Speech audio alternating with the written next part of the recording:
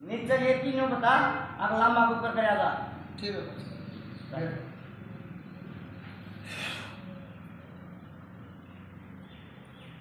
नीचे आ जाए या कमर पकड़ी रखा भैया ना पकड़ो और लोट में लाग जाएगी ये साथ में ऊपर जाओ ठीक है। देखो कमर ना पकड़ो ए यो हाथ हाड़ है इस गोड्डे पर ठीक और इस पंजल पकड़ लो चाहे इसने पकड़ लो